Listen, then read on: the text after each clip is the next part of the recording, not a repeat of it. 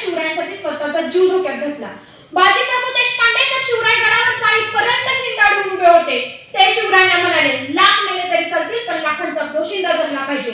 ते स्वामीनिष्ठा निभवता निभवता भारत कीर्ती पडले. आग्राहून सुटकेत मदारी 73 आणि हिरोची पद्धत यांना माहित होतं आपण यात बेमौत मारले जाणार, पण तरीही त्यांनी कर्तव्य बजावलं.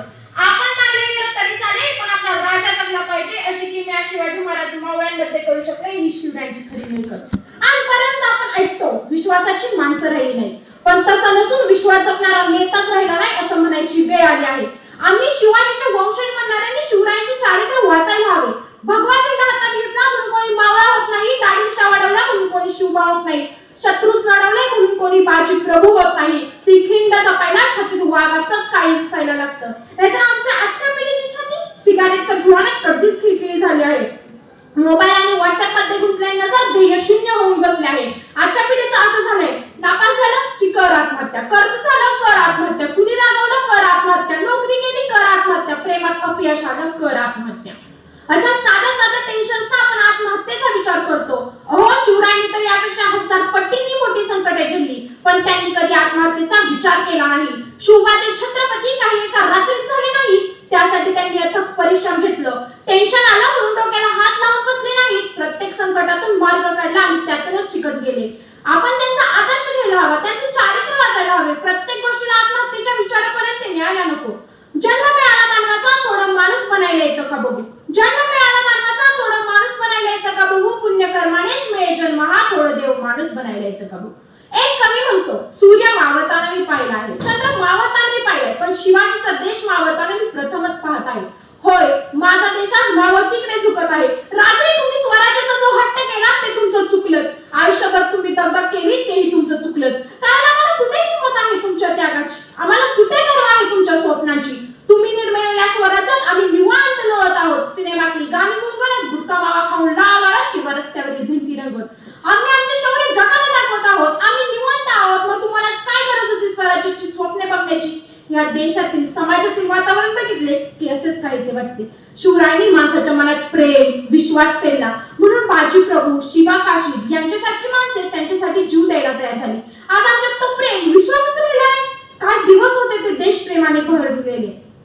खबरदार टाच मारून चाल पुढे चिंदड्या उडवीन राई एवढ्या. ही वाक्य शिवाजी महाराजांच्या काळात माझ्या एवढाच मुलगा खुद्द शिवाजी महाराजांना म्हणाला होता. कारण त्यांनी शिवाजी महाराजांना कधी बघितलंच नव्हतं. त्याला वाटलं कुणीतरी शत्रूच राज्यात घुसलाय. आज आपल्या राज्यात कुणी असा शत्रू घुसला तर त्याला असं म्हणायचं माझे धाडस होईल? नाही होणार. तो तसं म्हटला कारण त्याच्या पाठीशी शिवराय होते, त्याच्यावर त्याचा विश्वास होता. शिवाजी महाराजांचा इतिहास तो मला पुरता माहिती नाही, पण तरी देखील कुणी शिवाजी महाराज म्हटलं की मला जय म्हणावंच वाटतं. शिवाजी महाराजांच्या गोष्टी आम्हाला पुस्तकातच वाचायला मिळतात. प्रत्यक्षात तसं चांगलं कुणी वागणार दिसतच नाही आम्हाला. आजी बाबा म्हणतात बाळ चांगलं शिक, आई म्हणते बाळ चांगलं शिक, पण चांगलं काही दिसणारच आम्हाला. मग आम्ही शिकायचं कसं? सगळे असेच म्हणतात. मग वाईट वागतं तरी कोण? कुणीतरी माणसेच ना. हो मग बदला की. आपण आपल्या देशाला व स्वतःला भाग्यवान समजलं पाहिजे, कारण शिवाजी महाराजांसारखा राजा आपल्या देशात जन्माला आला. अमेरिकेतील बराक ओबामांनाही त्यांच्या कारकिर्दीवर अभिमान वाटतो. ते म्हणतात शिवाजी महाराजांसारखा राजा आमच्या देशात जन्माला आला असता तर आम्ही त्याला सूर्य म्हणून संबोधले असते.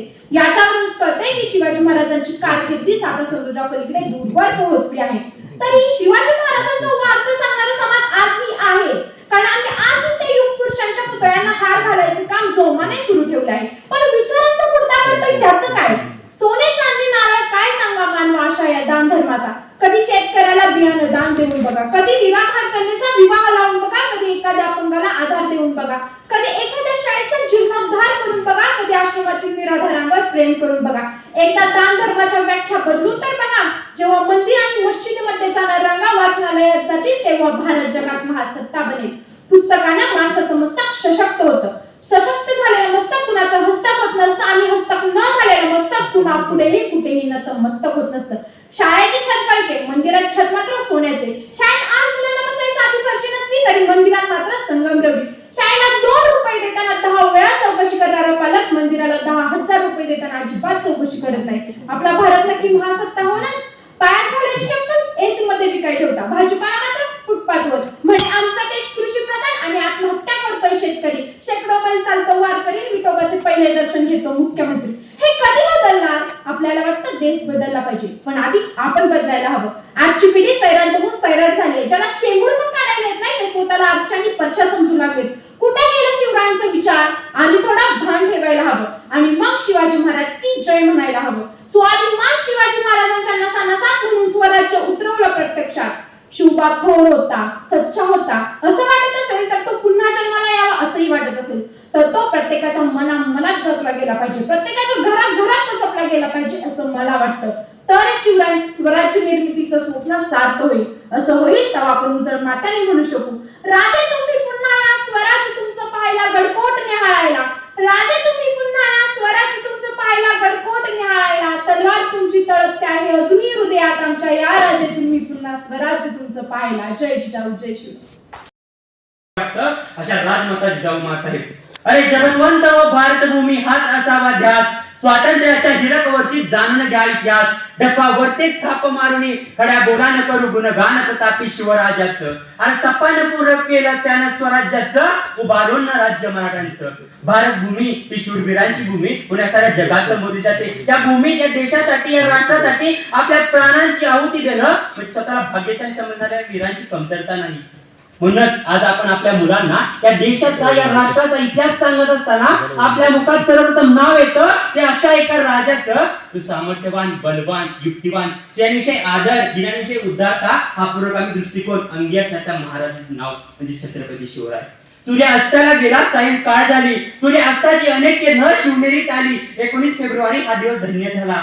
याच दिवसाला शिवबाळ जन्माला आला. ज्योतिषी बुवा शुभांची पत्रिका बघत असताना निशब्द झालं. त्यांना काय बोलावं हे सुचत नव्हतं, कारण या पत्रिकेत सारं महाराष्ट्राचं भाग्य दडलं होतं. पत्रिका बघताच ज्योतिषी बुवा म्हणाले, बाळ मोठा भाग्यवान आहे. या बाळाचा पराक्रम अमर राहील. या महाराष्ट्राचा इतिहास, या राष्ट्राचा इतिहास जर कोणी पडताळून पाहिला तर सर्वप्रथम याच बाळाचं नाव त्याच्या मुखाशी येईल. एकामागून एक दिवस जात होते. त्या क्षणाची वाट पाहत होते, ज्या क्षणी या तेजस्वी बालकाला नाव घेऊन संबोधले जाईल. नाव ठेवण्याची वेळ आली. जिजाऊ मासाहेब म्हणाल्या, अरे स्वराज्य स्थापन करेल हा बाजी लावून जीवाची. अरे स्वराज्य स्थापन करेल हा बाजी लावून जीवाची. त्याचे वचन आज मी माऊली या शिवाची, माऊली या शिवाची. शिवा, शिवाजी, शिवराय हे नाव सह्याद्रीच्या कानावर पडताच दर्या खोऱ्यातून, नदी सागरातून आनंदाची ती लहर, ती खुशी दोन सनई चौघडांच्या सुरात गातच येत होती. अरे धन्य जिचा मुलगा, धन्य ती माई, नाव होते जिजाई, ती शिवशोभांची आई. जिजाऊ मासाहेब या सिंदखेडच्या लखुजीराव जाधव आणि माळसा राणी यांच्या कन्या होत्या. त्यांचा विवाह भोसले पाळातील शहाजीराजे भोसल्यांशी झाला आणि आयुष्य त्यांचं पूर्ण बदलूनच गेलं. अरे जर सद्गुणांची खान अंगी मातेच्या दडली, अरे सद्गुणांची खान अंगी मातेच्या दडली, त्या गुणांची सावली शुभांवर पडली. शुभा सह्याद्रीच्या कुशीत आणि मुशीत सतत खेळत बागडत राहायचं. सवंगडी रांगडत सवंगडी त्यांच्या सोबत फिरायचे. हे सवंगडी गोळा करत असताना त्या सवंगड्यांच्या पाठीवर कौतुकाची एक थाप महाराजांची पडायची आणि तो मावळा स्वतःचं आयुष्य महाराजांच्या पायाशी आणून ठेवायचा. महाराज त्यांच्या मावळ्यांच्या घरात झोपडीत कांदा भाकर, चटणी भाकर आनंदाने खायचं. एके दिवशी लहानपणीचा किस्सा.